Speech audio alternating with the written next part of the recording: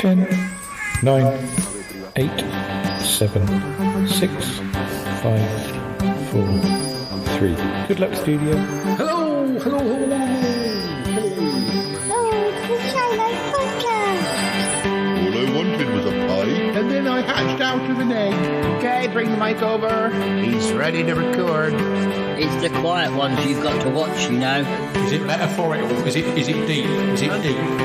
Boy, he said all that shy is right. Blimey, Governor, it's the Shy Life Podcast. Excellent.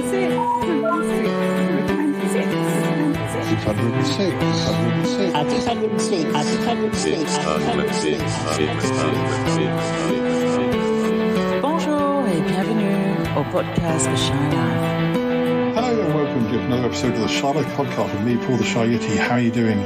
I'm all right. We've got Martin here. Martin Holmes. Once again, yes, dragged out of his whatever pit he lies in the basement in the daylight hours. What did you want? I did promise you listeners that we still have Martin on Chatterbox episodes. We still have him on other episodes, but we kind of run out of music. But we haven't, of course. But music. But what I thought we would do, Martin, is we go to the sort of point that we stopped in the 70s.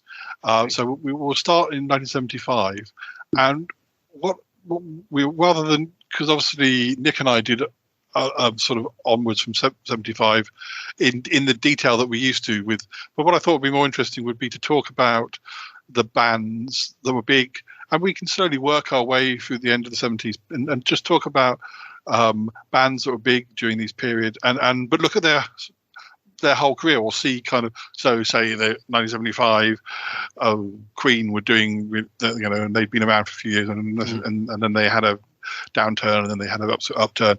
So we'll I'm not sure what bands we'll talk about yet. We'll just start talking and we'll see what we come up with. But let's run that theme music, and when we come back, we'll start talking about some 70s rock and roll. Yes, okay.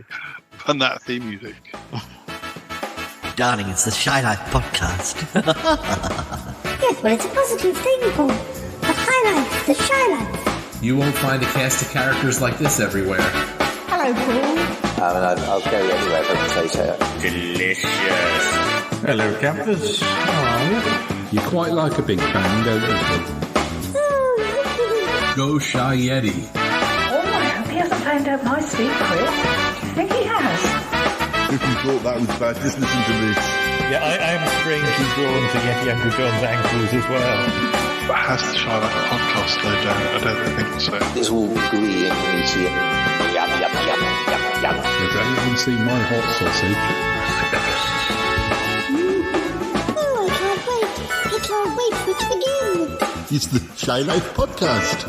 I like that, yeah. Marvellous, Paul.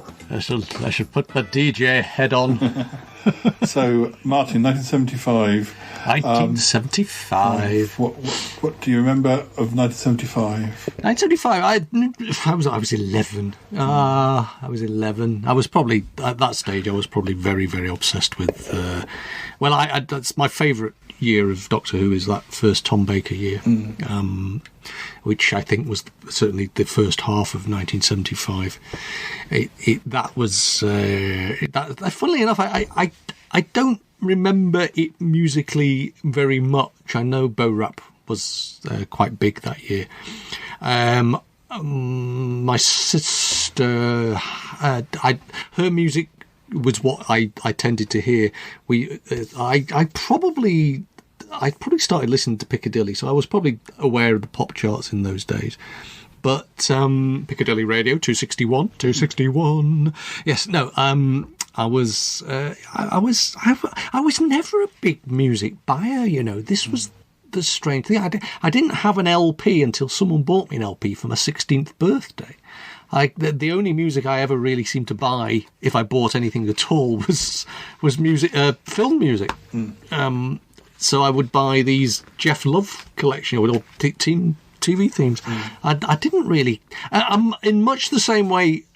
I'm unusual for someone from my neck of the woods, and I didn't have a football team. I didn't really follow any bands, and I sort of went through school. I mean, there were 77, 78. There was punk and stuff, and people were listening.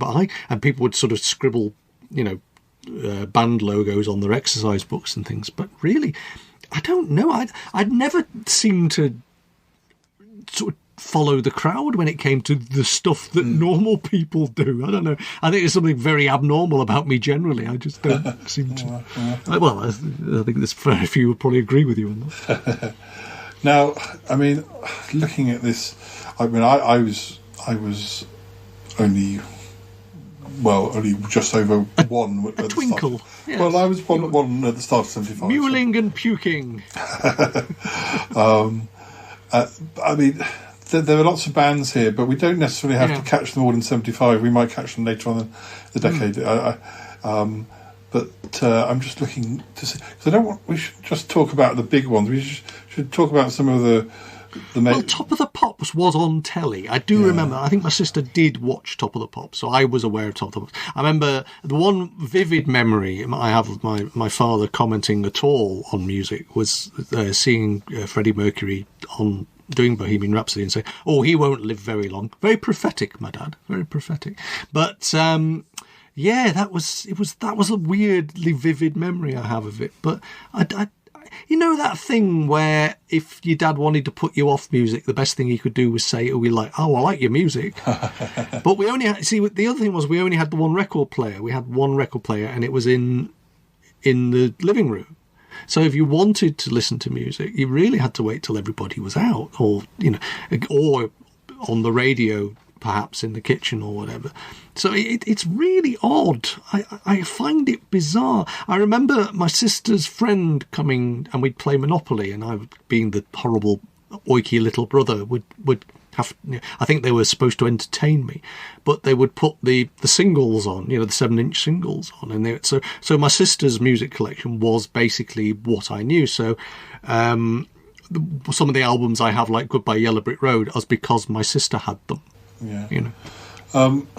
Well, looking at a list of some of the most prolific singles releases in 1975, and by almost double the amount of anybody else, Mud was the most prolific band. I loved Mud. Yeah, right. I'd forgotten about Mud. Yeah, you see, that's another thing I must tell you, actually, about that time. We were in our first year at secondary school, and we had to do a music project. Now, that summer, I bought something which was a Look-In music special, right? And it had articles on all these different bands of the time. And for various reasons, me and two mates of mine, we knew nothing about music, but we had to write this project.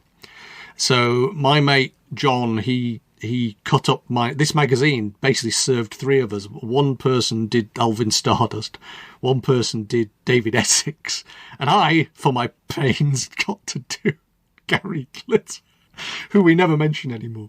But that was who I did my school project on, Gary Glitter.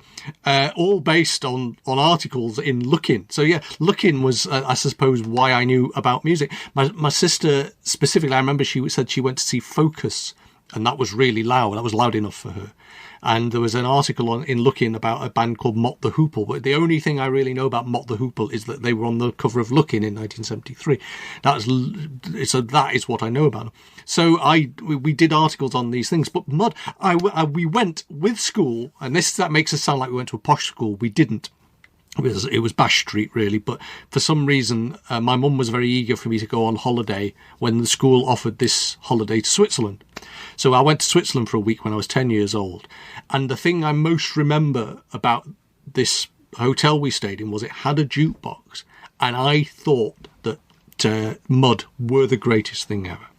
And there were about 3 or 4 Mud tracks on this jukebox. And I still think, to this day, Tiger Feet is one of the greatest pieces of music ever. And it turned up in a film we were watching a few weeks ago. It was remixed or re-recorded for this film. But Tiger Feet is an astonishingly great pop tune. Their career is sort of... I think we probably talked about Mud a bit when we talked about 73 and 74. Well, Les Gray was one of the Green Cross Code people, wasn't he? I don't remember that, but I remember you saying. Because they have singles going back as far as 67. They did a song called Flower Power in 67 and Up the Airy Mountain in 1968. But none of them have like chart positions, so...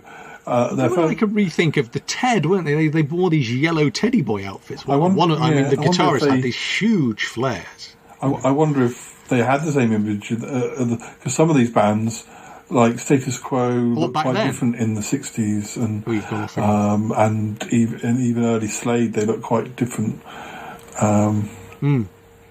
I thought Les Gray, the lead singer of Mud, was the coolest thing ever. I really did. I think he was. I don't know why, but I just thought he was the coolest rock star. That was my idea of what a rock star looked like. Anyway. Their first charting single was in 73, Crazy, and then Hypnosis. Right. But that Crazy was number 12, Hypnosis number 16, and then Dynamite was their first top 10 hit, and then Tiger Feet, as you mentioned. Yeah, and Tiger Feet, as you mentioned, was number 1, and that was in 74. And then the Cat Crept In, I think, number was 2. That was nearly another number 1. Rocket, number 6. And then Lonely This Christmas at the end of 74. Right. But 75 was a big year for them because they had 3 albums out. They had their second album, which did well. It got to number 6. Mud Rock Volume 2. Right. Mud Rock Volume... the first volume was out in September 74. Yeah. And then this was out in July 75. But and actually it was their highest charting album, number 6. But they also had their greatest hits out in 75. Crikey. So I don't know how far that goes back. I don't know if that goes back to those 60s ones, or whether it literally...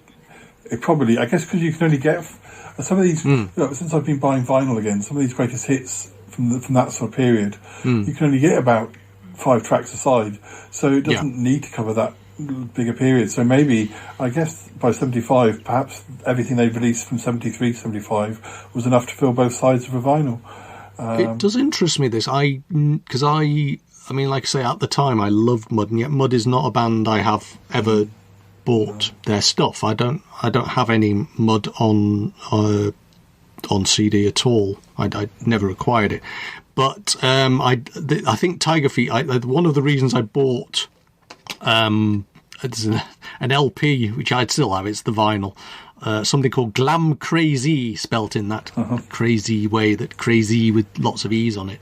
And that had it on it, and that's, I think, the reason I bought it. And I think that always gets me about Tiger Feet as a song is it was the one when, the Alan Freeman used to do the 3 chart countdowns on I think it was either a Saturday or a Sunday, the weekend anyway, and I think he would cycle through about 4 years over the course of a month. So you'd do 64, 74 and 84, I think, and they'd do 65, 75, 80, how it would work.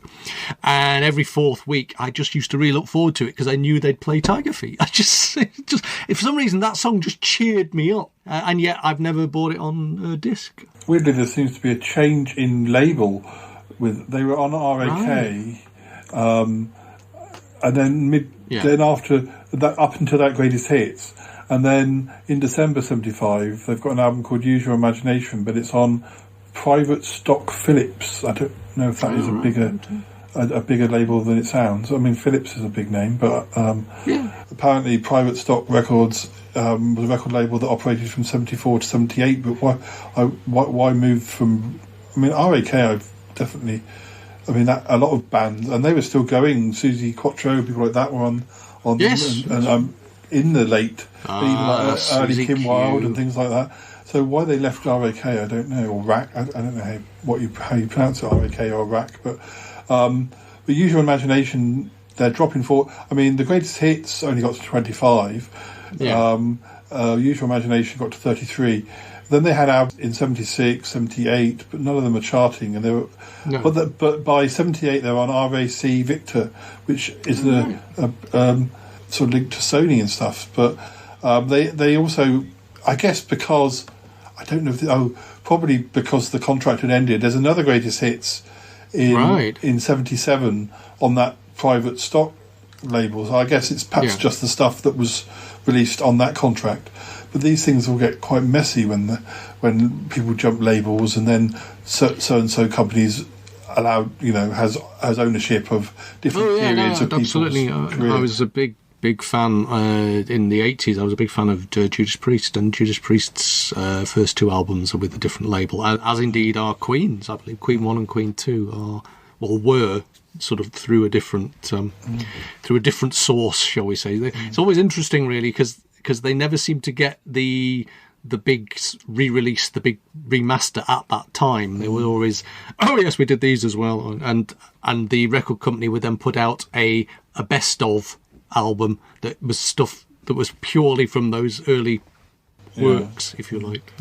Well, you mentioned Susie Q, though. Of course, Susie Quattro, fabulous. We loved Susie Q for obviously teenage boy reasons, but I'm sure. I recently read her autobiography, and I dabbled into some of the more obscure, or at least to me. I mean, I knew the two big number ones, but didn't know a lot of the rest of it. So, and I found a few songs off early albums. Again, it came because we had shows like Supersonic. We had Top of the Pops, obviously, but Supersonic with Mickey Most and things, and these people, and even what was that thing that Roy North did with the owl? I don't know what Roy North did with an owl. That's a different. I know what you mean. But I can't remember enough about it. But there was even things like Pop Quiz, pop. What was the Cheggers? Cheggers plays pop. Yeah. But these bands were shot on and Crackerjack. They would Razzmatazz. Yes, Razzmatazz. That's another one. Yeah, and they were all just absolutely sort of. We were bombarded, but these same bands, and there was, Saturday Special, wasn't there, with these Seaside Specials, and these bands would have to do the rounds of all these things, but we were so familiar with them. I mean, I can't imagine now a band like Shawaddy Waddy really having any kind of traction, but Shawaddy Waddy were huge, and I think it's because they did every single bloody entertainment show that was available for them to do. Now, I can see why there were so many. Now we know that so much was released by them in '75. 6 singles doesn't seem so surprising, but I mean they finished '74 with. Well, when we talked about the '50s, people were bringing out sort of a single every couple of weeks. And Lonely This Christmas was number 1 at the end of '74. That was actually a non-album single, and then The Secrets That You Keep and Oh Boy, number 3 and number 1. But they were both covers, weren't they? And that's the interesting thing, that for me, those Oh Boy and The Secrets That You Keep are actually, as far as I'm concerned, they're the originals, because they're the first version I heard. And I know that's quite common for people, that the cover that they first hear is the version that they are, they think is the definitive version. But also, I can understand why they're doing covers, because this is their second album, and they only did their first album less than a year ago, and then they've done a non-album single for Christmas, and then they have those 2 singles. Oh Boy's number 1, but then they have Moonshine Sally, which is just a track on the greatest hits. That does make number 10, but and then we go back to I've seen this happen before, but they've released the greatest hits, but then they go back to releasing a single from Mud Rock.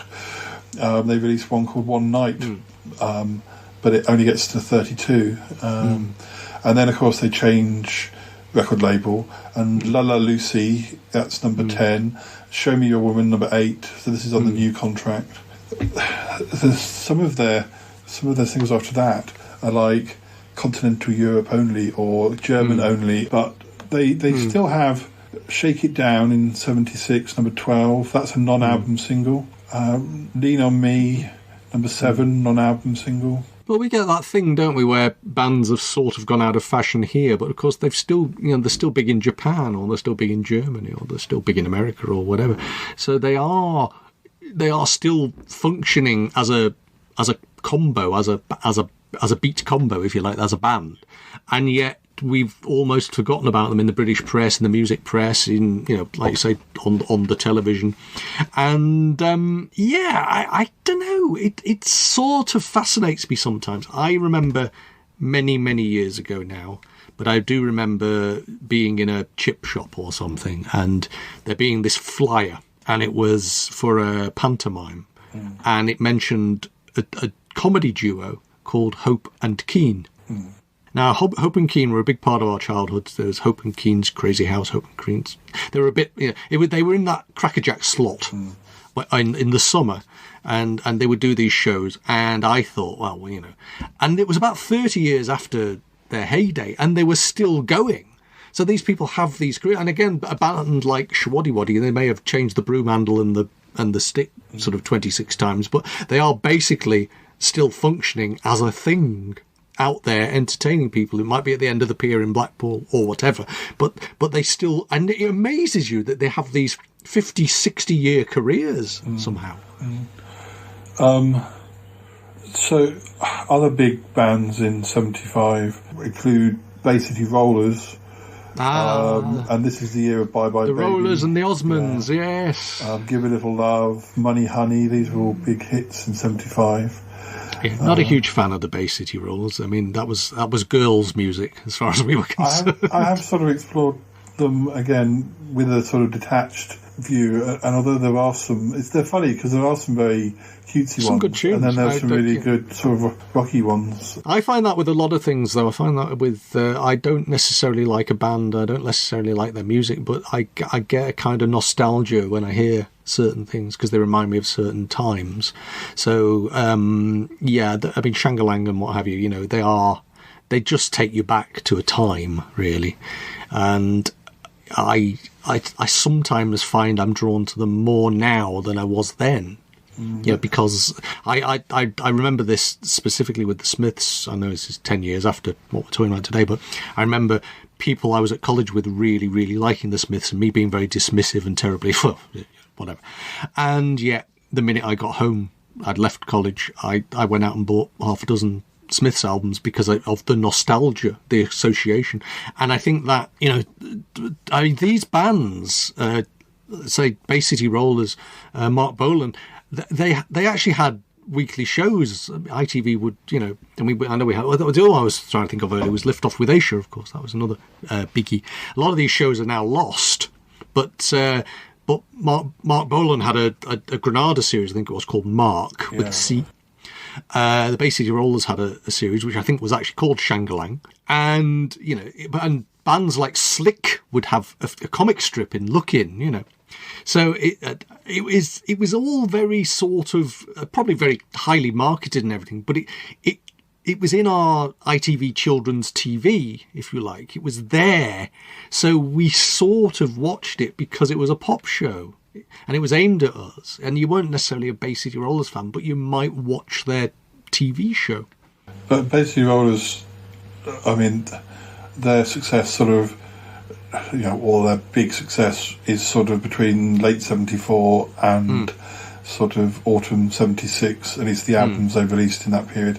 Although they seem to change, they change albums, all their record labels merged, but.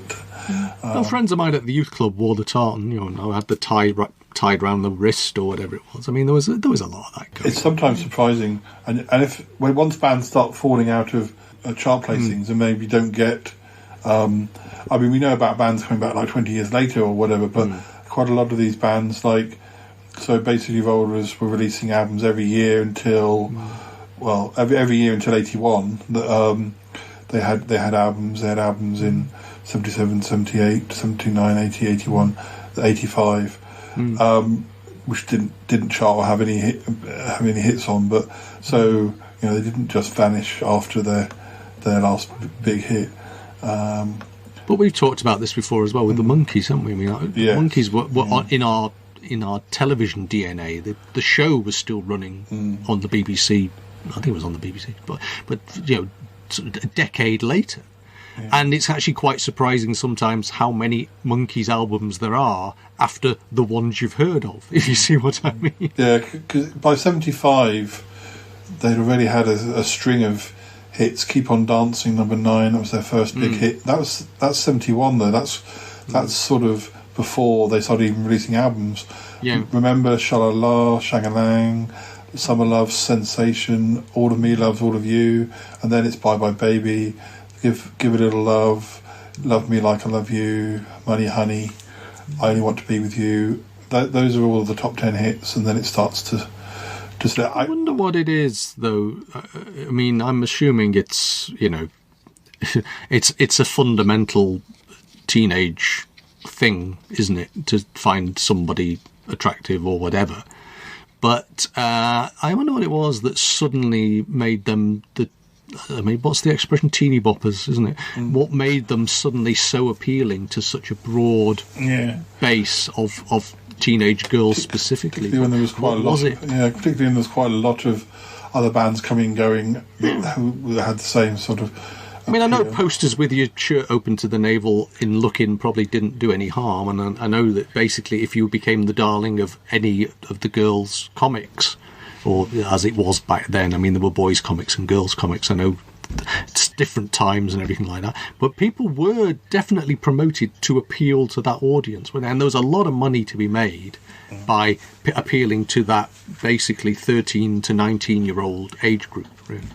It's weird, because I often go onto YouTube and watch the videos of bands like, and I know I did this at one point with Basic Evolvers. I went and watched a lot of the videos after their peak, because there are a lot of singles, such they had minor hits. It's a game, and You Made Me Believe in Magic, number 16, number 34, and 77.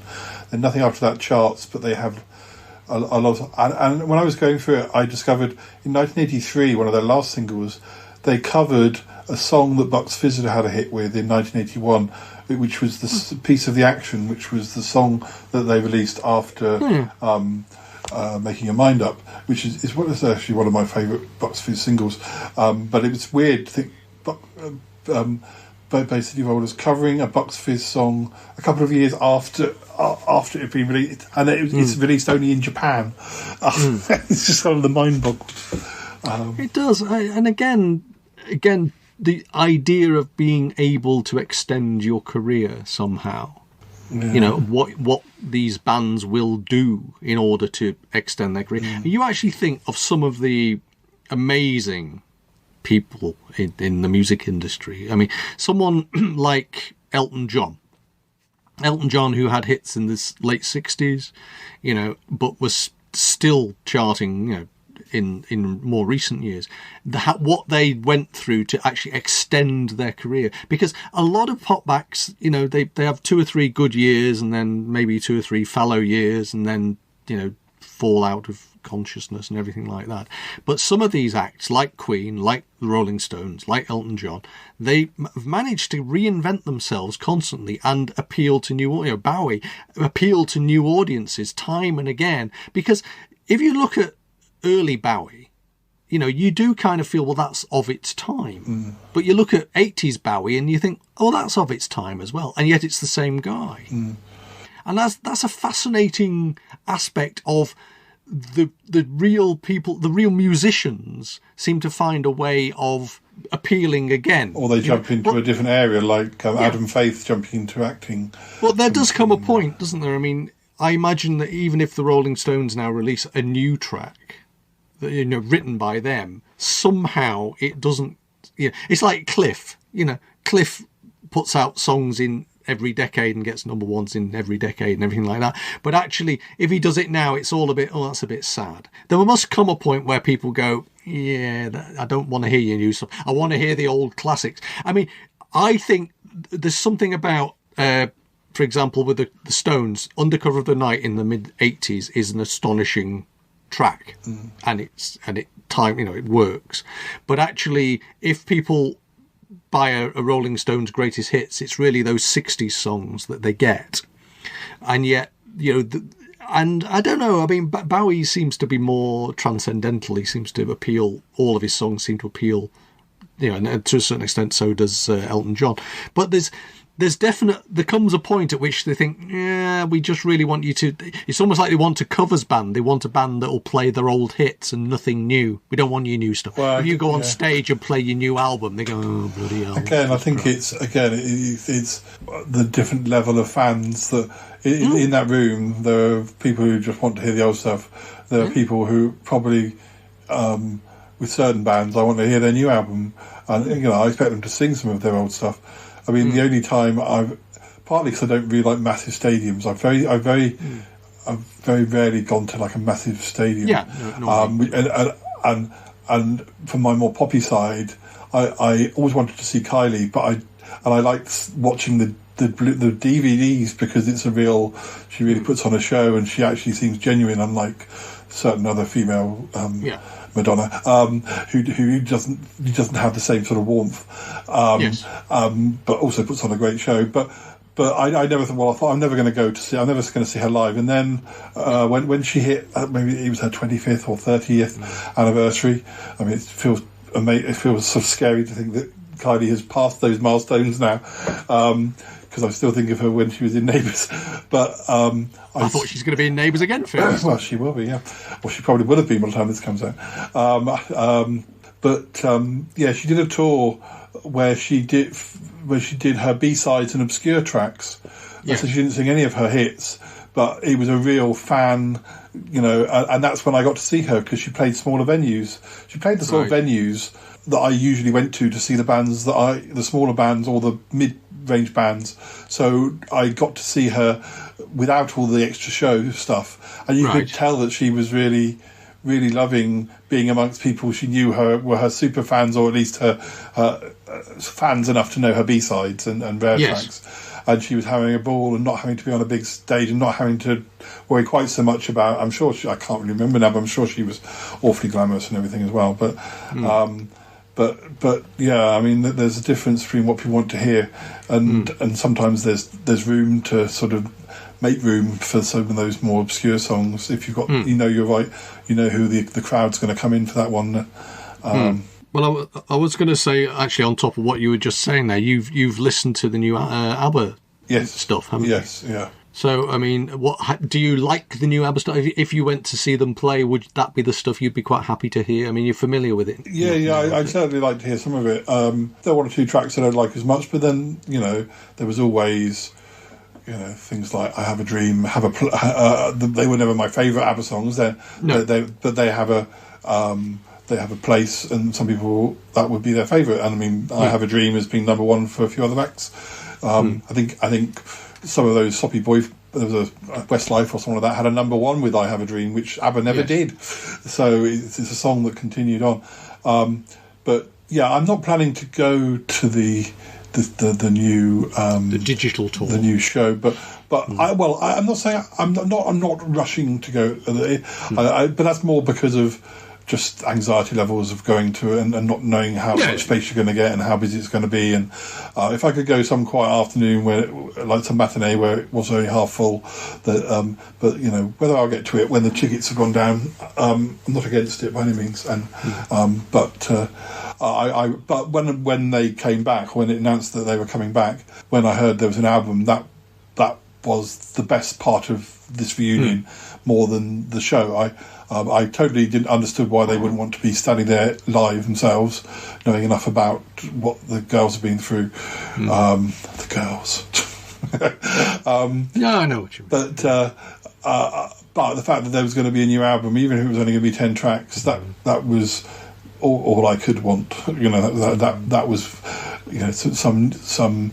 If that had been the only thing that come out of it, I would have still been overjoyed. You see, I do wonder. I always worry really about the 3-minute pop song. I was watching a documentary about Queen the other week, and what fascinates me is there was a moment, and I just saw Brian May on stage, and I just thought it's almost like in his head he must be going, I've been playing these same chords for 50 bloody years now. What a waste of my life. It must be like so programmed. He doesn't even have to think about where his finger positions are to play those things. But it's just you must think, God. Well, I want to play some Mantovani or something. And I'm sure when they release new stuff, it does well, but to a more limited audience than they used to have. Well, that's the other thing. I mean, one of the things they talked about was, how they were one of the, biggest blah blah blah and biggest, and they went back on these huge arenas, even though Freddie Mercury had been dead for 30 years or whatever. But what the interesting thing to me is that they don't seem to put out new songs in the same way. So basically, they are effectively a covers band that happened to be the original. If you see what I mean. Yeah. They're there going on stage, but they have to play the hits. They haven't got any new stuff they can do. They can possibly do some of the stuff that was on the later albums that they never did live, in those days. But there's not really been a new content album in 20 years, as far as I can tell. I mean, I'm not that big a follower, but I don't think they've done a new studio album in a very, very long time. And so... And how that would be received is interesting to me. Whether they tried that or they thought we might do it and it never happened, or they just think, no, nobody wants to hear that. They really want us to do Bo Rap. They want us to do I Want It All. They want us to do Who Wants to Live Forever.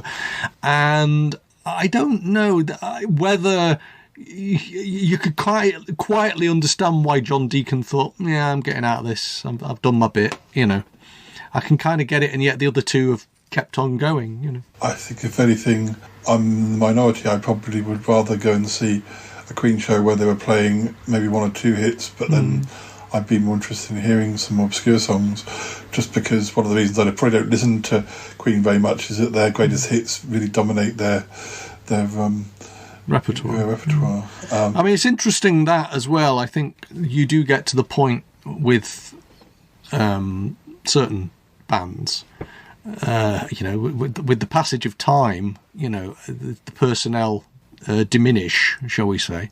At what point does the Who stop being the Who because there's only two of them? And to a certain extent, that's the same with Queen. There's half of Queen, really. It's sort of like que, it's ke, it's and the Who. I mean, I went to see Blondie. Blondie themselves are pretty. I mean, although there were sort of two different lineups of Blondie during Blondie's career, we'll probably talk about Blondie at some point anyway, because we're sort of edging towards them being successful. So I'd like to talk about them properly. But they had a lineup for their early albums, and then that was replaced to a certain extent, a bit like the Pretenders, the people in Pretenders. No, yeah, the Pretenders at one point, I think about the fourth or fifth album, was a Pretender, wasn't it? Really? But I saw Blondie after in the late 90s or whenever, after they'd had the number one with Maria, but they were doing a co-headlining tour with INXS, but this was not INXS with Michael Hutchins because he was gone by then. It was around the time that they were. I suppose INXS experienced the same sort of problem as Queen, where they'd lost their famous frontman. Yes. Some bands lose other people, and perhaps it's less noticeable. And INXS were going through a stage of using different people as vocalists to try out, in the same way that Queen did. Yeah. I mean, it was good. No, because that's the thing. All the rest of the INXS was still there, but you definitely sort of miss the front man, especially when it's so close to it, when it's only happened a few years before. I guess now people are more used to the fact that. Well, these things are, when all's said and done, a lot of these things are businesses. They are. I mean, we try and sort of dress it up as something else, but they are fundamentally businesses. I was intrigued this morning. There was a story, a news story, which basically was saying that the number of female acts that are heading up festivals this summer is pathetically small. It's about 23%, and as headline acts. And you think to yourself, well, it's not the promoter or the concert's fault if the bands that people want to come and see, if people happen to be all made up of blokes, is it? If people want to see this band or that band, and they happen to be a male band, there's nothing much they can do about that. I mean, you could say, well, we're going to put this all-female festival together, but if they can't sell the tickets, if people don't buy the tickets, it's fundamentally people like what they like. And also, I kind of going back to Kylie. I kind of like the situation during lockdown where I actually saw one or two. I saw Kylie she did a show which you had to subscribe to. It wasn't it was like a £10 ticket or something. It wasn't extortionate. Yeah. And there's another singer called Dua Lipa who's sort of a much younger singer but doing sort of same sort of pop. And I'd have never seen and it was kind of nice to see, almost like you were saying, with the Mark Bolan show or the different shows in the 70s where you turn on and it would be a show led by this singer. So Kylie gets to have a show, and she's singing a lot of the songs from her new album, and then she's doing some of her old ones but in a different style. But it's all beautifully filmed in a studio, and they'd obviously done it in a way having to do it under lockdown, but no one was wearing masks, so they've probably been isolating together, so they put a lot of time into it. It's since come out on DVD, but I think I paid to see that twice because I didn't know some of these things, they get made and then they go into the artists' archives, and you don't know when you're going to see them. But actually, they did release it to download. They released it on a Blu-ray, and I really enjoyed that, and I kind of would be up for, but I guess they take a lot of work to put together. But I prefer to see give us 10 quid to watch our really highly polished show. I'd rather watch a video than track all the way into town, go to a big venue, having to buy drinks. I wish, but I guess that won't happen because it only happened because of that 2-year window of people having albums to release and they couldn't tour them. Well, I'm always intrigued that 70s thing of a pop star also being themselves and introducing other acts, and like say the Mark Bolan show, the Shwaddy Waddy show. I can't really imagine it, but funnily enough, one of the people I can imagine doing it because of their acting side is Kylie. It's actually, you could imagine the weekly sort of, like Shirley Bassey on a Saturday night, or Lulu, or Scylla even. They had these big entertainment shows. You actually imagine that someone like Kylie could have a Saturday night entertainment show like those used to be, and they would probably still work. It's always that bit where they have to do sketches or have to do the scripted dialogue that's always a little bit cringeworthy and doesn't time well, and that's why I suspect things have gone more into the Britain's Got a Talent, X Factor kind of style of when people are talking, they have to be people that are unscripted. And I mean, the thing that I despise about those shows is the soundbitey nonsense that the judges do. I could quite happily live without that crowd-pleasing twaddle that they spout. I haven't seen much of those shows, but the bits I've seen, those are the bits I would immediately turn off. But that's just me.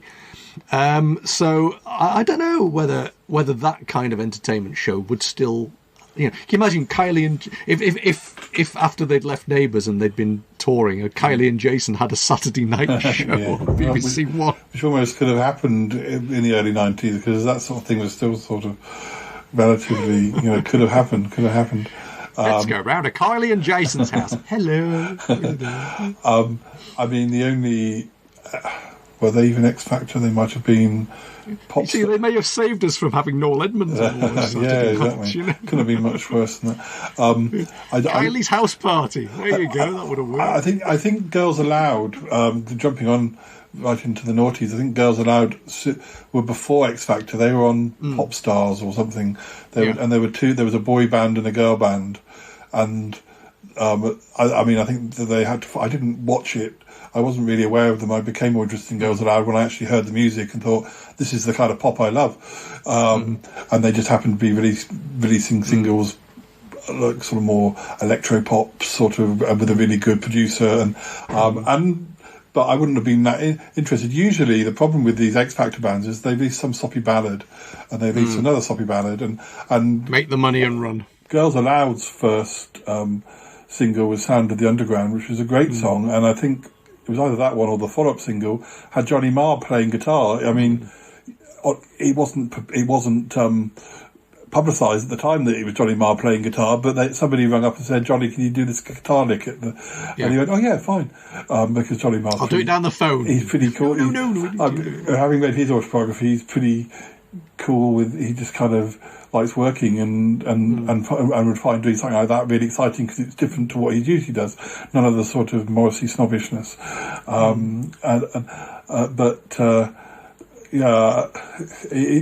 me, for those sort of things, I guess people who like X-Factor like it because they get attached to that particular singer they want to do well. Yes. But for me, it's like, I don't care how well that person does. If when they release the first song, it's a horrible ballad, or it's just not my type of music. Yeah. I need to hear the material before, and then it's almost. I mean, Girls Aloud weren't the most charismatic.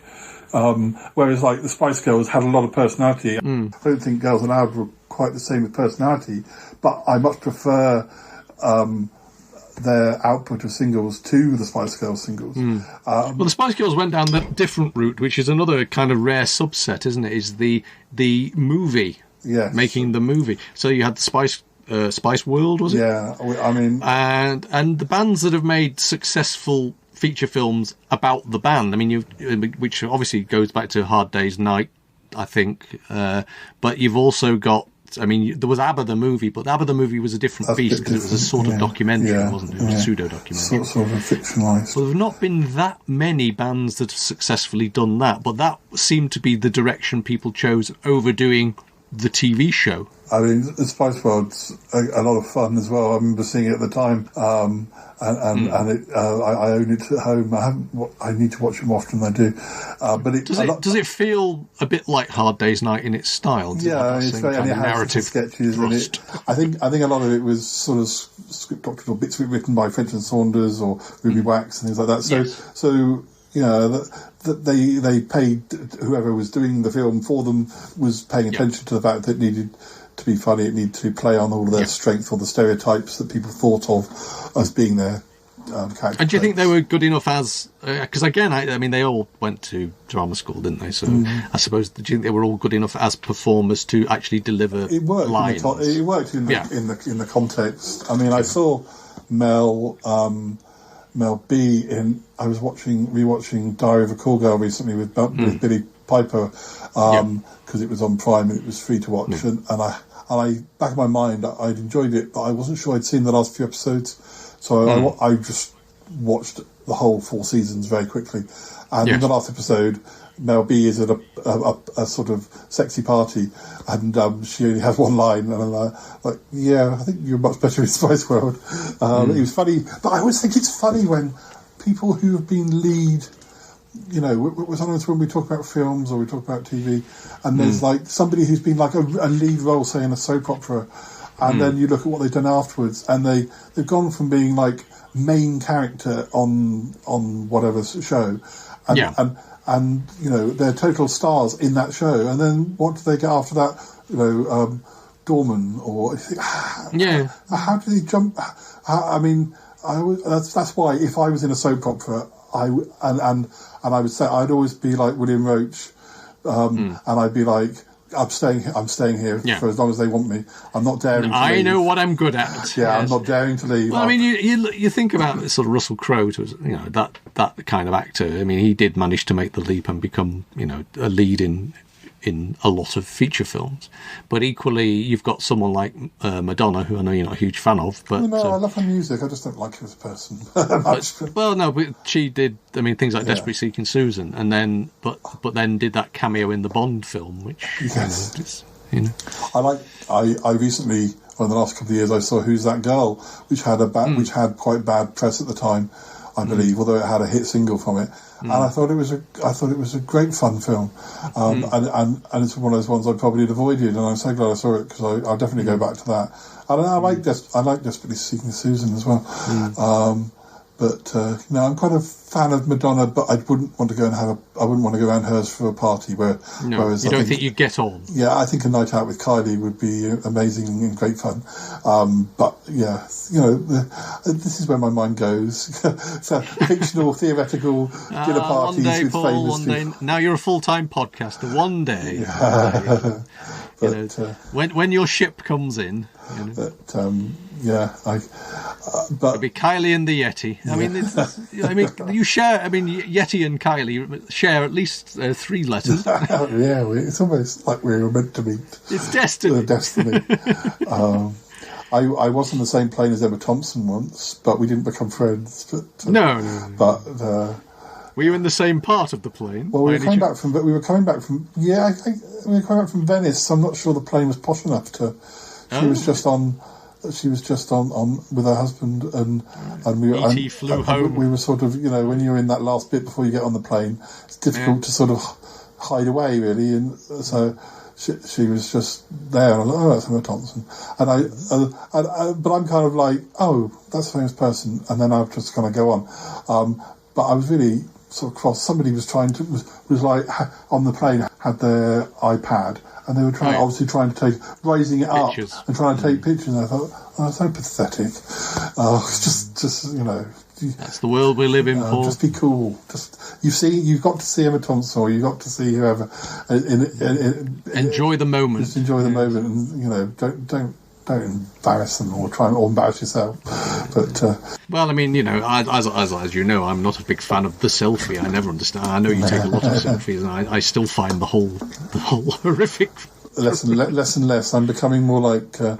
I hate to say this, but I'm becoming more like how Morrissey dealt with his sort of singles covers and stuff. Although Morrissey and the Smiths used to use old shots from old films, but I noticed at some point with things that Morrissey releasing that he stopped releasing pictures of what he looks like now. He started releasing pictures of, and my podcast has got more and more pictures of me about 5-10 years ago, because I'm not taking so many for pictures that I.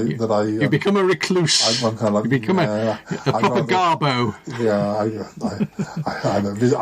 like it's like Bleak House or something. Oh no, Great Expectations. I'm covered in cobwebs in a corner somewhere editing. Quite right. But well, you'll see how many photos I put of me out. It does quite surprise me sometimes how I go on people's web pages and how many photos of themselves they put out, and I think, do you think why? I don't get it, but I know then again there's lots of things I don't understand about the modern world, so we should pass on, really. But, well, we've still got a little bit more time, so we'll go back to 75 and we'll talk about another. I don't think we're going to get. Well, we're not strictly talking. We're using 75 as a base, and anyway. So if we don't, we're not going to try meandering. I like these meandering chats. I've been doing them a lot myself on my own show. It's kind of like you take a starting point and see where it takes you. Yeah, because if we take some of these singers and talk about them now, but look at their whole career, we won't come back to them when we see them in 76, 77, 78, because we'll have done them. So it doesn't matter how what speed we do. Well, one of the other people I was going to talk about, and sort of going back to people who have managed to adapt their career and to do other things. David Essex was big in 75. David Essex, yes, of course. Now he would have, because at that point he did a couple of films. He did a couple of feature films. He did. Is it Stardust? Yeah, I think that's one of the. I mean, that's one of the songs that came out in 75. Hold Me Close, Rolling Stone, and Stardust were the singles he released. But we'll go into his career and sort of see where 75 sits in his success. Because he went off to become a TV actor, didn't he? Didn't he that thing on the Narrowboat years later? Yeah, and he's done a lot of sort of stage work and musicals and. What's the film? He didn't do Saturday Night Fever. That's Travolta. But what's the other big film he did? Trying to. With Ringo Starr in it. Yes. I think we had the soundtrack, and the name has just slipped away from me. There's That'll Be the Day in 73. That'll Be the Day. Yes, that's it. It kind of like. Well, that was a big album. 73 was his sort of breakout year, His first 3 albums between 73 and 75 were all top 10 albums. Actually, yes, because I find it quite interesting when you sort of see how the bands overlap. Like we sort of said, like Mud were having hits between, and it's like a 2 or 3 year period. I mean, it was kind of the same with T-Rex, where they still had hits, but they had like a 2 or 3 year period of big hits. I think I subconsciously modelled myself on David Essex for far too many years, really. I was walking around in the waistcoat and the tight jeans, you know, and the white shirt, you know, and the big hair. That was one of those things I was thinking about watching Brian May, actually. It's like, you know, if he ever just really had a short haircut, nobody'd know what he looked like. But, you know... David Essex has released albums, you know, well into the 21st century, and he was still having. He's one of these people where, and I think there's quite a few other acts recently that have, you know, they were famous, then they kind of were less famous, and then even people like Toya, who had success areas, and Toya's doing very well. Yeah, for she's doing very well at the moment. And she had an album which I ended up buying, that came out in the autumn, which was pretty good fun, and did like best album. I mean, well, they did. Is it Robert? Is it not Robert Fripp? Is it? Yeah, that's her husband, and it's all the stuff that was done in lockdown. Well, that's what I'm saying. They earned a lot of brownie points by doing that stuff in lockdown, really, which just made them very. And popular, some of them I've seen because Robert Fripp obviously has a very serious like prog rock background, and but he just kind of just joins in, and I've seen I saw some very silly ones. I saw one where I think one of them was dressed up as a dinosaur in a full-size dinosaur, like a costume, something you'd have at, I don't know, at a kid's party, and one of them was dressed up as a bee and chasing each other around the garden. It was just ridiculous and silly, but it was exactly what was needed at that sort of time.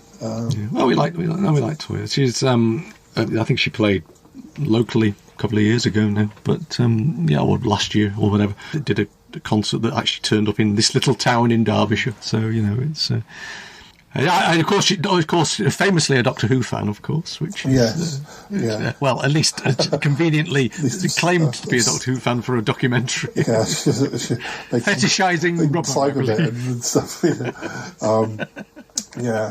What I thought was quite fun is that I ended up double dipping with that. I bought it on vinyl because I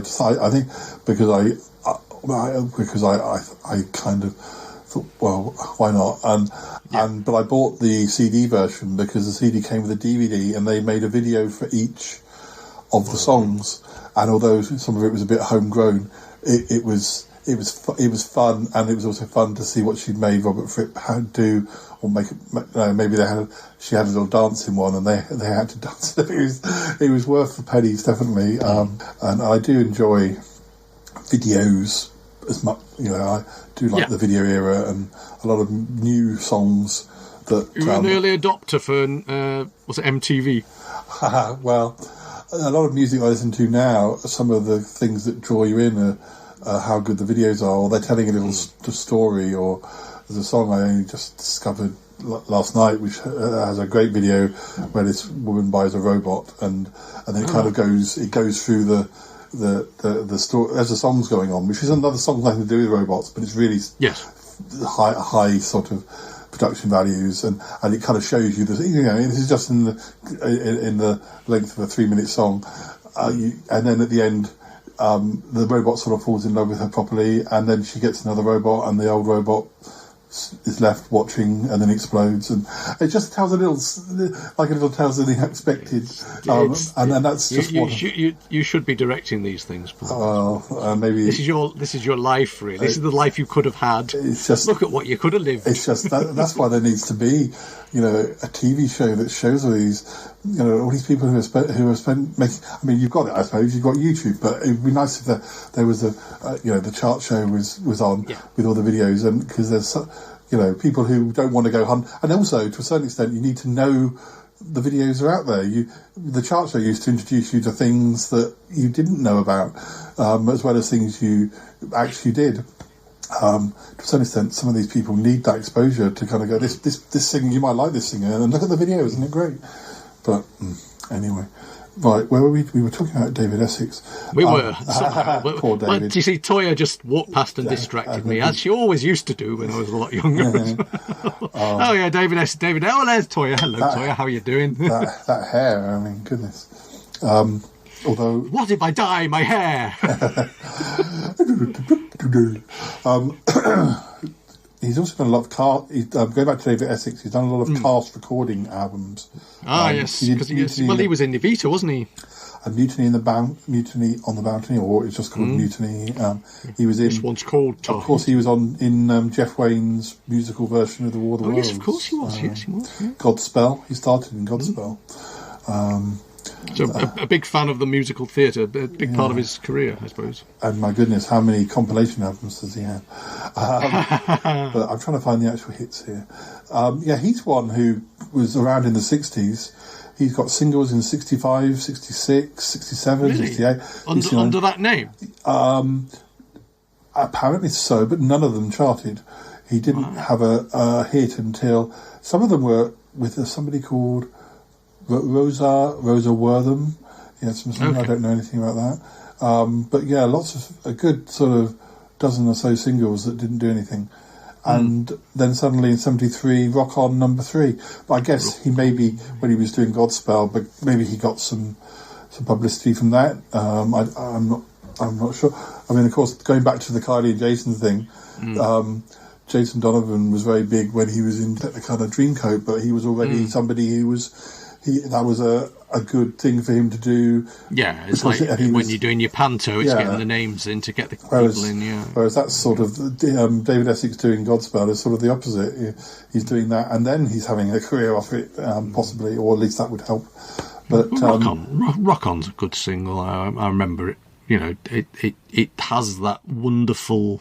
It's a very understated song, and that appeals on some level. It's a kind of minimalist rock, really, and I do quite like it. Well, actually, I've said this, but Rock On was actually in That'll Be the Day, so that might have been another. Perhaps he'd done the.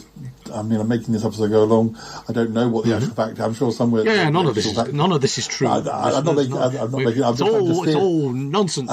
Pluck it from the air. Well, I'm theorising that if he was popular on you remember the stage, that 6 months he spent as a pink elephant? You remember that? That's brilliant. That's my that part of his career. With the yellow spots, a bit like Mr. Blobby, but elephant. Yes. Yeah, I think he was, as far as I was concerned, I was told that he was the man inside Mr. Blobby, but there we go. Well, there you go. Sorry, listeners, this isn't true. What I was going to say is that Godspell presumably gained some popularity, and then he got That'll Be the Day, and then there were songs from that, and then that kind of led. But I guess I'm just guessing that, but I'm sure the truth is something along those lines. But you haven't read his autobiography yet? Not yet. No, we've got Lamplight number 7. Right. We've got one called America number 32. Then we've got Gonna Make You a Star number 1, Stardust number 7. And then we're into 75, and we've got Rolling Stone number 5, Hold Me Close number 1, If I Could number 13. And then still... Very precise performer. I think that's the interesting thing about his lyrics. They are very, or the song. They seem very precise performances, you know. He's a weird one, because he goes through a patch from about 76, where he's having singles that are charting sort of in the mid-20s, Coming Home, City Lights, Cool Out Tonight, Stay With Me Baby, and then Oh What a Circus, number 3, really, really big one, 78, Brave New World, also the title of one of my favourite Toya songs, number 55. Actually, no, that's supposed to be from War of the Worlds, Brave New World. Yeah. Imperial Wizard, which sounds like a T-Rex song, number 32. Silver Dream Machine, number 4, in 1980. That's a film, though, isn't it? That's from a film. And then he kind of, and he's one of those. He's kind of rare in a way, and I think Alvin Stardust did the same. Somebody who had hits in the 70s who went away and then had a couple of big hits in the 80s or early 80s, because in 1982 he has Me and My Girl Nightclubbing, number 13, which I think is more. I remember more like as being higher than just 13. I remember that one quite well. But then he had A Winter's Tale Yes. Number 2, that was a big hit. And then Tahiti in 1983, number 8. And that's sort of the end of his. But these are from the original soundtrack, Western Yes, production. I mean, same with Oh What a Circus, isn't it? Yeah, I'm not sure.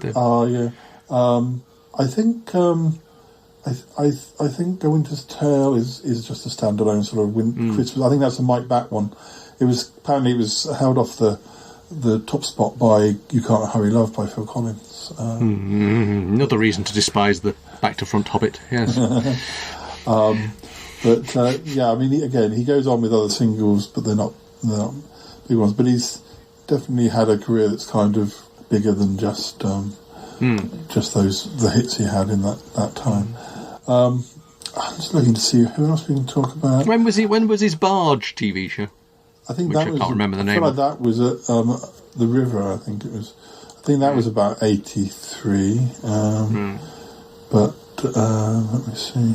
It's kind of weird, really, because you get the pop star becoming the actor, and then you get the Nick Berrys, who are the the actor becoming the pop star. The River was 1988, so later than I was thinking. Yeah, right. Okay. I mean, would you say that Kylie's an actor who became a musician, or basically would you think if you think of Kylie now, would you think musician only and wouldn't really think about the acting career? I'd say to start with, acting. But is that your neighbour's bias showing? That's well, she was doing one or two things before even Neighbours in Australia. Some things that got shown over here. But definitely singer now. I mean, she does when she acts. It's more rare. And I mean, she was in a Doctor Who, of course. She's done the odd movie. Bit of pity acting. Yeah, when it's the last Neighbours, isn't it? Yeah, coming back for the Swan Song. Yeah, I mean, I never thought she'd do that because she's resisted it for so long. But I'm very glad that she gave in. Have they filmed it yet? Yeah. I think it was only probably like a day shoot or whatever. It wasn't right. So it was just episodes. Nod and wave and do a bit of the royal family in a big car kind of thing. I mean, at the time of recording, obviously, I've not seen it yet, but there was some people said, "Oh, it's probably just that they pull up in a car in the end and then it finishes." But from some of the things I've heard said, it sounds like it's. I heard them just say it was quite emotional doing the scenes. So I think it's more than just. That. So I think if it was just going to be a very, very brief thing, they could have done it on Skype because Neighbours isn't averse to having former cast members do a quick Skype scene. And sometimes, like if someone's getting married, at least the person who played their daughter might appear on Skype saying, "Oh, sorry, Mum, I wish I could be there," and which is nicer than some soaps that kind of.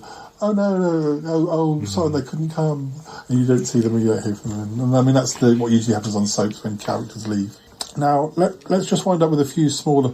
Let's say we're going to have lots to talk about for another episode, but I thought we might dip into a couple of ones that perhaps I presume don't have quite such a big career. But although I don't know that Frankie Valli is a good example because he probably has a massive career. But he had in 1975 he had. My Eyes Adored You, The Night, Who Loves You, they were big hits because he was known as the frontman of the Four Seasons. Yes, Frankie Valli and the Four Seasons. Yeah. Or the Four Seasons and Frankie Valli, if you're one of the Four Seasons. Or, yes. Or the three other seasons, me and Frankie Valli. and he's still alive, and it looks like he's probably. Well, he says he's still active, touring and releasing things. So, were the people who were the Four Seasons? Were they called Barry Spring and and Danny Summer and all that kind of thing? Actually, no, it would have been too much. Well, he seems to be in this sort of mid-70s period. Seems to be on that record label that Mud ended up on, that private stock one. Maybe strange things happened in the music industry in the 70s. Yeah. We know not of. No. I mean, there's a lot of people angry with their music companies in that era, weren't there? And there's quite a few. I mean, isn't part of the plot of Rocket Man is about getting your own label, and I think even the Queen had the same problem, didn't they?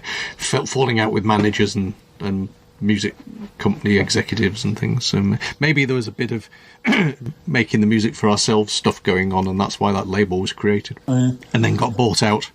The Four Seasons, their big hits in the UK go back to the 60s with Sherry, Big Girls Don't Cry, Walk Like a Man, Ain't That a Shame, and Ragdoll, and Let's Hang On, between 61 and 65. Oh, then singles in the 70s. So he must have. This needs looking into, because the Four Seasons was still releasing singles around the time. Right. So presumably, did he leave them for a bit? Did he get to do solo? Did he get to do stuff aside from them? Maybe on his summer holidays. Yeah, because they had hits in 75, The Night, number 7, Who Loves You, number 6, December 63, I Want a Night, number 1, Silver Star, number 3. So I don't know whether Frankie Valli... This is much too complicated, more than I wanted to get involved in. But there's a lot of... But I always knew that Frankie Valli was not the one we were going to cover very quickly. But we may come back to them at some other point. But... I'll try and look him up before next time. Yeah, I mean... We'll come back to some of these. But this was the year of David Bowie doing Golden Years, Space Oddity. Well, Space Oddity coming out in a different version. And The Carpenters, Only Yesterday, Please Mr. Postman. 10cc, I'm Not in Love, Life is a Minestrone. They just had their the 50th anniversary, the 10cc, I believe. They were just talking about that on local news recently, because they're local. I'd like to talk about some of these bands in more detail, so we'll save them for another episode. Now, we won't look at his whole career. I just want to see because it's not long before the end of the road, unfortunately, but with Elvis, he had singles that were doing okay in 75. He had a single in 75 which did very well in America, got to number 1 in America, called My Boy, but it got to number 5 in the UK. Don't know much about that at all.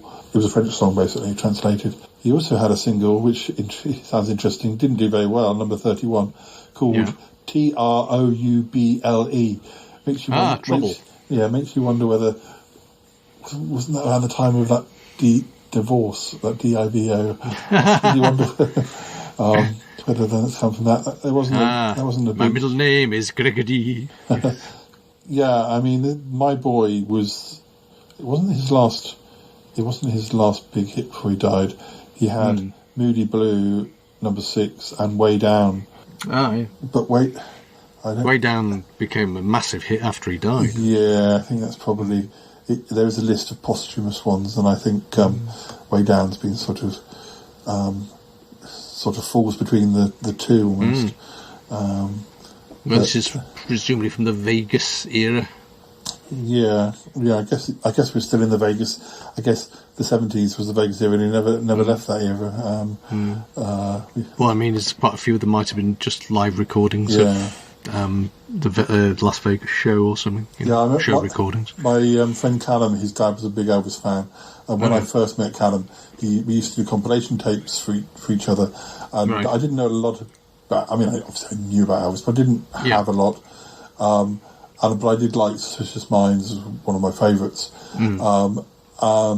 And he did me on his tape a few versions of Suspicious Minds. There's one where he kind of loses it and starts laughing, but they're all sort of... the giggle edit. They're all kind of... It was sort of fun to see these, for them actually to put it out and not kind of, oh gosh, he's messed it up sort of thing. It was... added to his persona, humanising the myth, isn't it? Yeah, that's what I was going to say. Yeah, it was cool. The last band we'll look at, because I really don't know much about them. What do you know about Kenny? What do you remember about Kenny? Oh God, I remember Kenny. Do the Bump. Is that them? Yeah. Well, it's a novelty song, isn't it? It's one of those things. you almost feel like it's a group of session musicians because somebody's got an idea for a novelty song. I mean, that might be doing them a terrible injustice, but again, or maybe they were just being pushed as the next big thing in the era of the Bay City Rollers, and everybody saw through it immediately as the cynical money-making exercise it was. But they were popular. It's weirdly enough a bit like the Rubettes.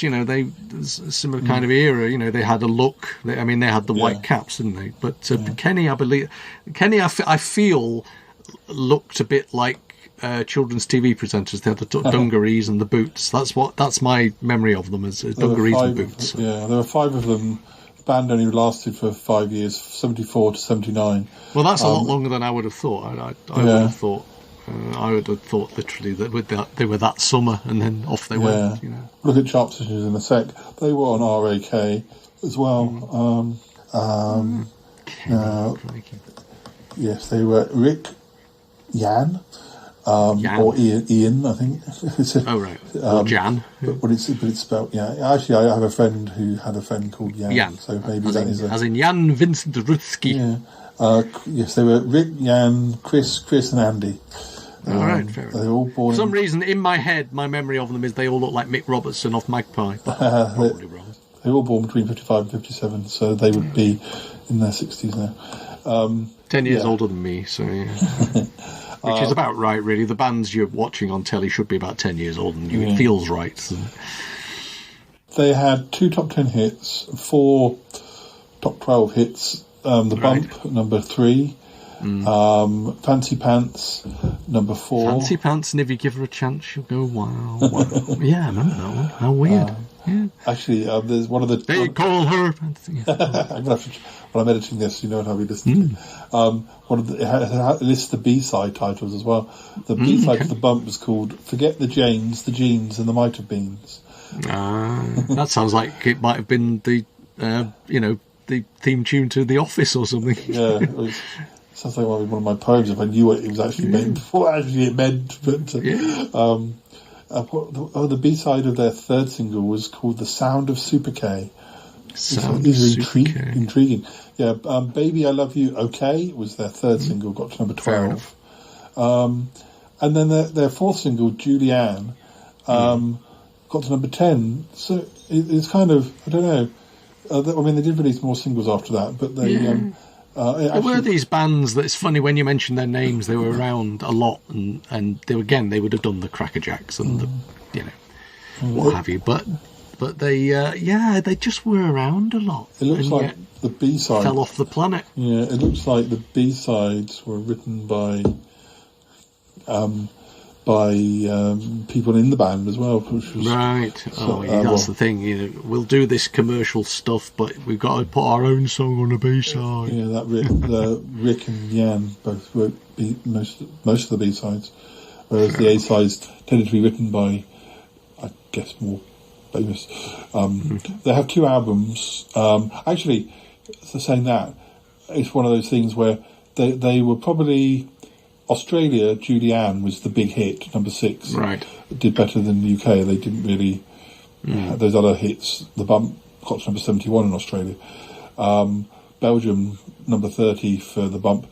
But they were relatively popular in Ireland. The Bump did number 2, Fancy Pants number 3, so that was higher than in the UK. Baby I Love You, okay, number 9, so that was higher. Julianne 10 as well, but the only other country where they seem to be relatively big to the point where they had some hits that weren't hits in other countries. Germany, the Bump. I can see them. The Bump, yes, Bump and Spunken, yes, that was, absolutely. The Bump was number 19 in Germany. Fancy Pants 14. Baby I Love You Okay 21. Julianne number 14, and then Nice to Have You Home number 30 in Germany.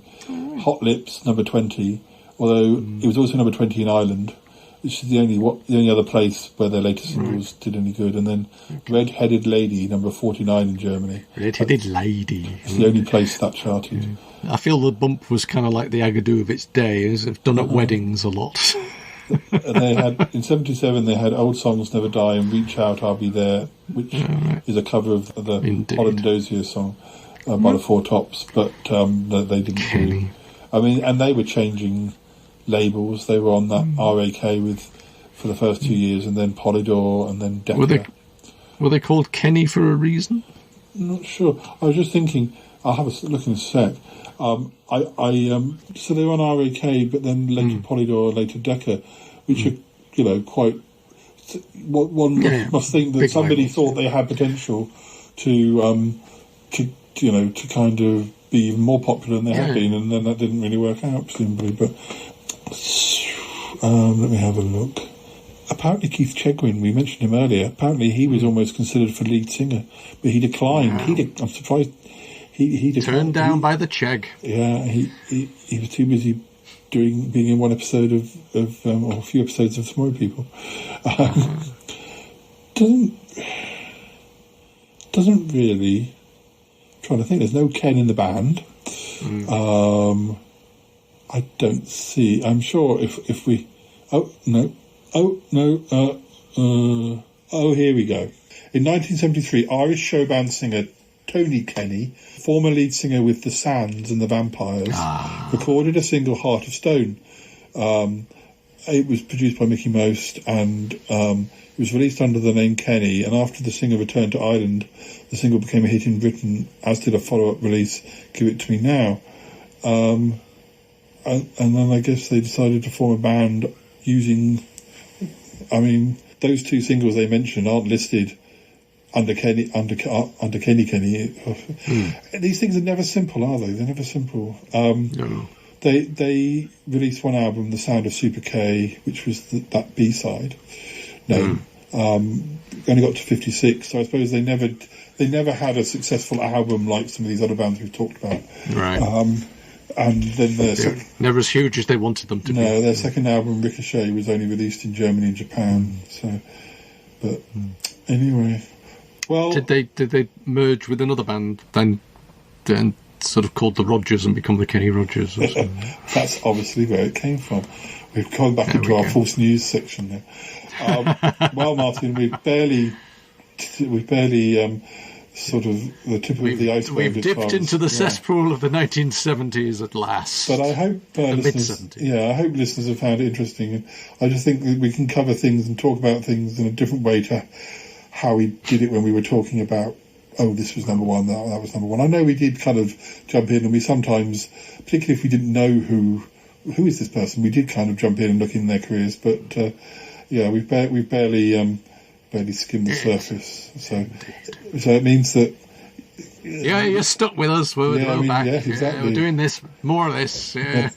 and I'm interested because as we get more into the 70s, we're almost in Martin as a teenager era. So I want to hear all these stories. I want to hear all these stories about. I don't really think my teenage years are as interesting as anybody's else's ever were. I think I have lived the dullest life. But there we are.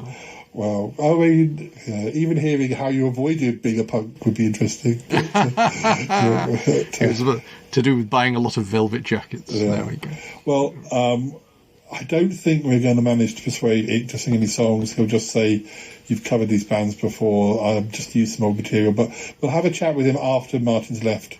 And we'll see. Maybe Cuthbert. Yeah, we'll see what happens. But we'll say goodbye for now, and we'll come back soon. Nice to see you. You take care. Yeah, bye for now.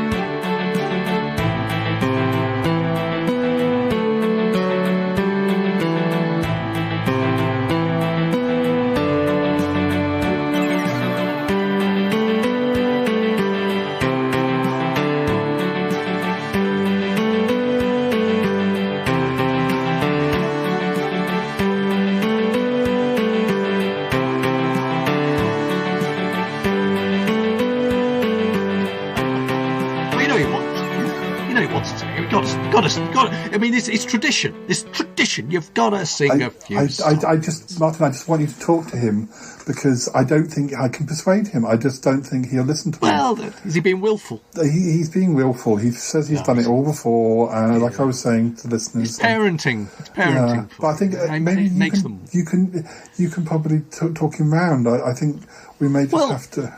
Well, the thing is, I mean, we've given him opportunity now. He's had chance. He's had time. He's got time to look up the tunes. I know, but the thing is, at the same time as we're recording this, we're also recording songs from very late 90s into the noughties, and he's still having to do that a bit begrudgingly, of course.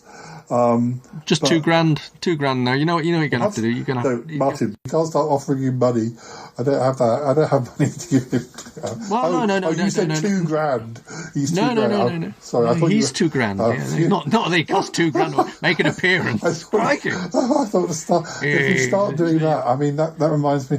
Back in the day with Sutton Park, I ended up paying one of my friends $5 a shot just to finish a plot line because we were supposed to be doing our exam, our finals, and he was like, I can only do this if you give me a $5, which in those days at least was a lot of money. Bought you a bottle of cider or something, if not two. But yeah, like 15. But I thought you'd have to. I thought I'd come over a week. I thought you were suggesting. No, not bribery and corruption. No, maybe threats. Maybe threats against the person. Yeah, I can hear the theme music playing. So when we come back, have a quick word with him. See what you can get him to do, if anything.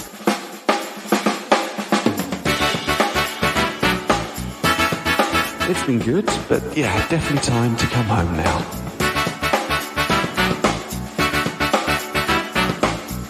I've got to go now! Bye! I've got to go! Bye!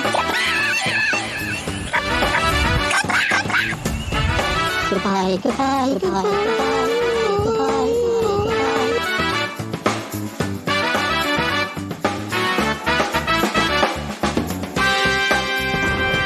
This show is part of the Pride 48 network.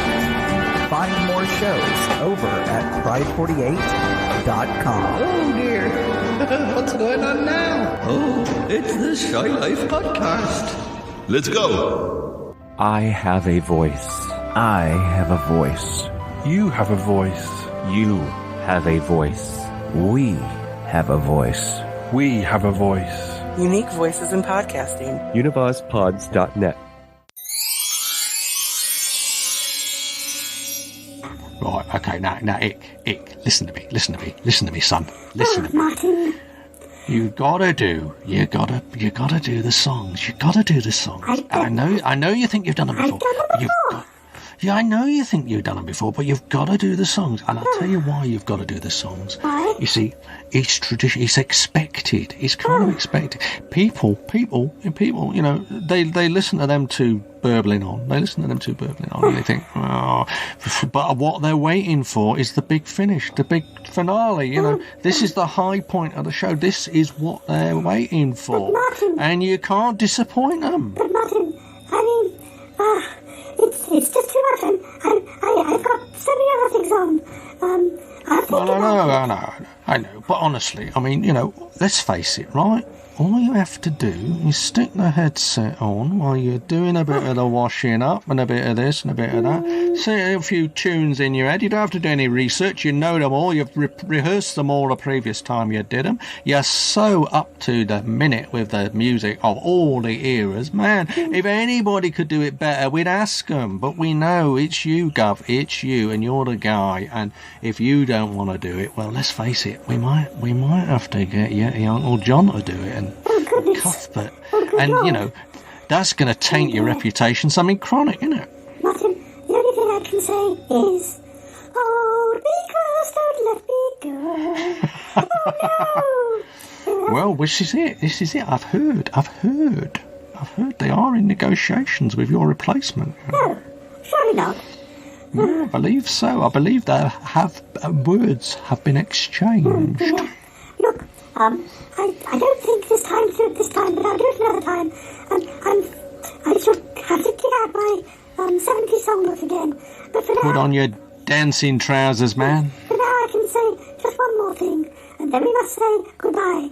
I shall say to you, bye bye baby, goodbye, bye baby, bye bye. That's enough for now. I'm going. You look so good in the tartan, man. You look so good in the tartan. Thank you, Martin. Well done. Thank you.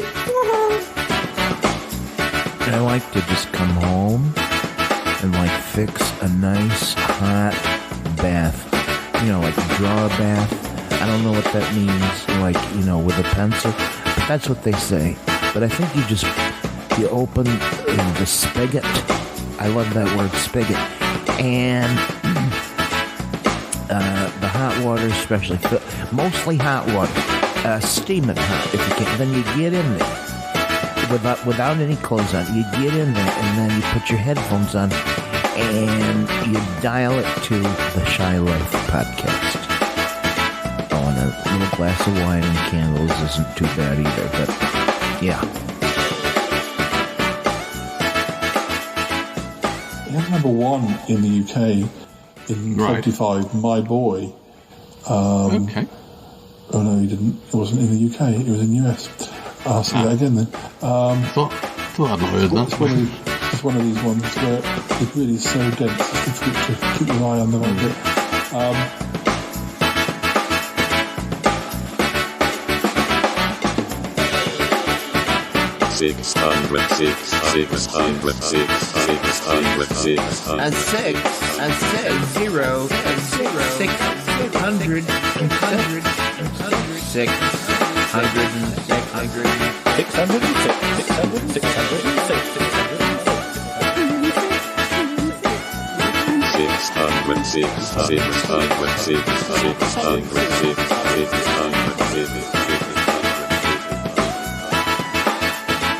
Hey, you want to know something? Really, Paul? The Shy Yeti? He's really quite a musicologist. It's like he puts out 20,000 episodes a month.